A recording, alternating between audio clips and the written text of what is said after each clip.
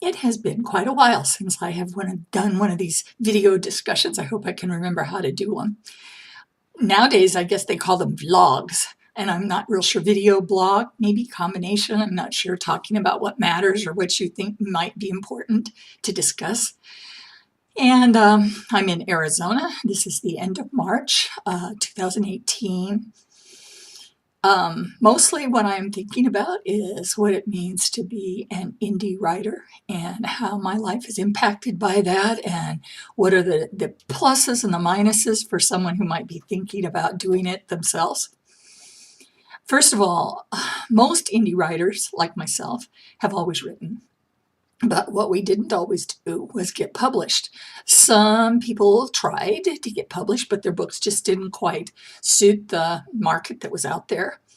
And others, like myself, mostly didn't want to write what I felt what would fit the market. And so I didn't try very hard. Once in a while, I'd kind of send something off. Okay, the last was in the 90s. But basically, I got into it in 2012. I began the process in 2011 because I had a lot of books that I had already written and I wanted to see them published. But I knew that they needed a lot of editing, and I had to take time with that, and I had to update them. This is something that I'm talking about in the blog also. It's a whole different world once you decide to take what has been a hobby, which is what writing is when you don't try to submit it someplace, and turn it into a business. You have to learn a lot of things. You have to learn how to market. You have to look at what the market wants and decide if you're willing to make the compromises that are required to fit what that market wants. In my case, I kind of do a variety of that. I had in mind that I was going to be writing 5 paranormal romances. I have 4 of them written. But I listen to people that I like, that are friends, friends in the sense that they are people I know through reading my books.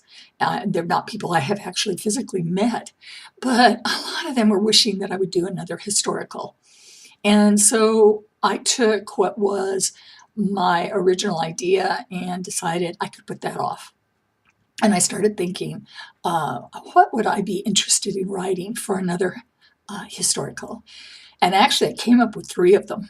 They're going to be, I hope, I mean, my life has to fit with this sort of thing. And like I say, I'm in Arizona. I won't be here this summer. I will be back in Oregon because we have to hay and we have things that I need to be there for. And my books will be based in Oregon because they are stories of the continuation of the Stevens family. And now it will be the next generation. They will be novella length because there again, I'm kind of yielding to the market. I think that for the money that a writer gets for writing books like I write, all of those paranormals ran between 60 and 70,000 words. I could have written 2, maybe even 3 novellas in terms of that, and maybe would have even made my readers happier. That's the thing. You're trying to kind of balance it between what you find interesting and what you think is going to be that someone else will want. And of course, if it's a business, you have to care what someone else wants. Anyway, there will be more about that. Probably not so much here, because I kind of found that most of the people that are coming here, as I had thought, aren't really romance readers. So I'll have to find some other places for these books to get so I can talk about them more and share with people who would be more interested in what I'm writing and what would be there. I've got other things I have to think about. There's a couple of writer conferences coming up that I've never done, and I don't know if I want to do them, but I'm thinking about it. I'm kind of putting it back on the back burner as a possibility because if you write and you want it to be a business, you can't just do what you want. You've got to try to do what suits others.